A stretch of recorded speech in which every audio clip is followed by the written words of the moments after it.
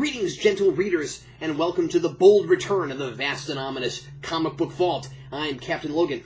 If you used to watch Comic Book Late Night, I used to do a segment called the Comic Book Vault, where I would review old comics, usually single issues, and I miss doing it, and I'm bringing it back. Unfortunately, my schedule is not allowing me to do full new episodes of Comic Book Late Night, so I'm trying to do each of the old awesome segments as much as I can. So now returns the Comic Book Vault, and I will be mostly, as I said, doing older issues. I will also start doing trades and story arcs. Been having a lot of requests lately for reviews of that kind, and so I thought, what better way to do it than to bring back the Comic Book Vault. Now, again, if you watch Comic Book Late Night, you'll know that the Comic Vault is a vast and impressive collection of comic books that both can be donated to and also I am selling things from. You can buy things from the Comic Book Vault on eBay. You can also find things at wearegeeksnotnerds.com. You can get to our eBay auctions through there, and you can send us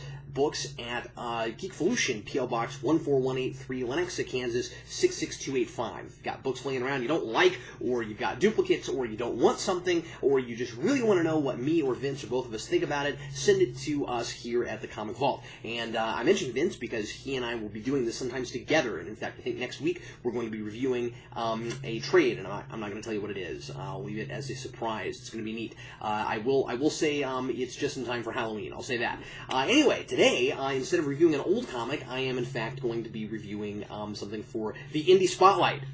Bringing back the Indy Spotlight, and it's kind of odd that I'm starting with that, but Red Knight number 2 just came out, and I want to review that here instead of Captain Logan's Comic Book Picks of the Week, so that I can talk about it a little bit longer. So, first new episode, Comic Book Vault, I'm doing this, and then next time you'll get an older book out of the vault. Now, Justin Cristelli, also known as the Real Manos, of course, is writing this. Of course, he and I are really good friends, and Manos is always very nice to sign and personalize my copy. Always thanks to him for that, and that's, of course, the only difference between my copy and the one that you'll get is that if he signs it, I'm sure he will put your name on it and not mine.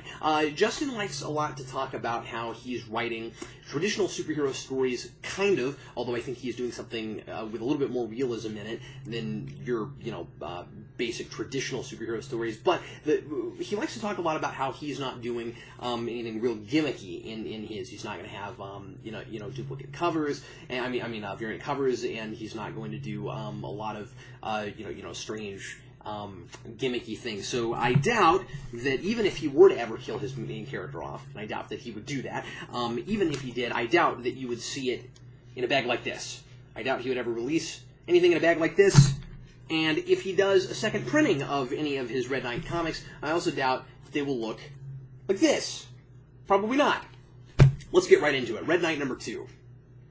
It's not easy being a superhero. Sometimes you've got to fight giant monster thugs given superpowers by experimental drugs. Sometimes you got to help frighten citizens out of cars stuck in buildings thrown by said giant monster thugs. And it's even harder being Red Knight, because while his lifelong dream has been to be a superhero, and he's actually done real heroic deeds now, he's wanted by the police because being a superhero without a license, which is nigh impossible to get, is illegal.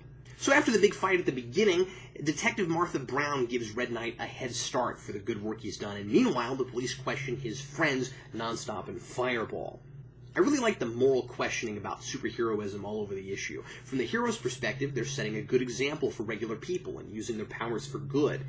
But from the police's perspective, they're vigilantes. Just because they have powers doesn't mean they're equipped to handle these dangerous situations, evidenced by the fact that officers were injured due to their interference and a suspect was killed. My favorite scene is the back-to-back interrogation scene, with Edge speaking to Fireball and Brown speaking to Nonstop. We see a contrast between their two interview styles. Edge, ironically, is not edgy, and Brown is very much so. The first thing Brown says to Nonstop is, "Not as easy as you thought, is it?" I love her monologue that follows, where she says that just because you have superpowers doesn't make you automatically equipped to handle police work.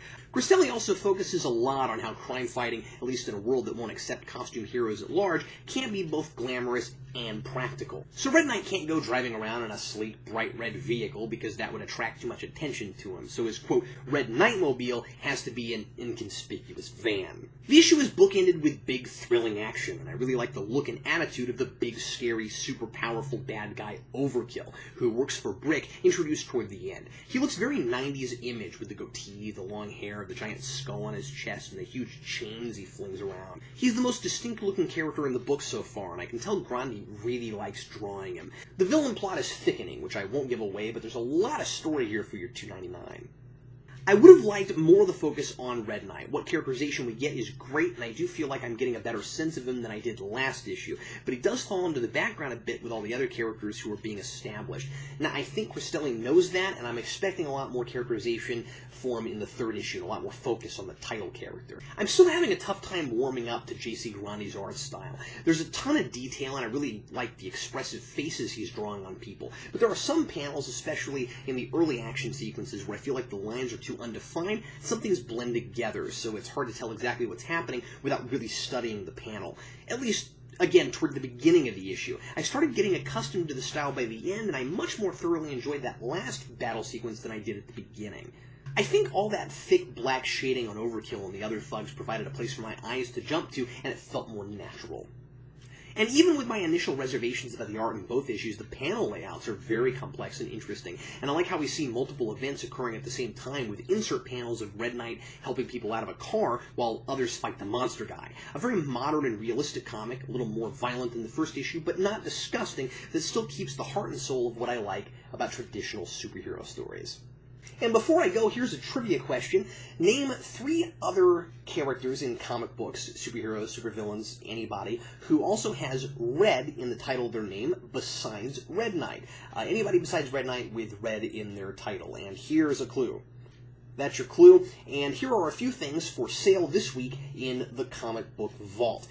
Here is Vengeance of Bane, Legends of World's Finest, one of my very favorite Lex Luthor stories, Lex Luthor, The Unauthorized Biography, Martian Manhunter, American Secrets, Skull and Bones, and I've got a little bit of manga this week, actually.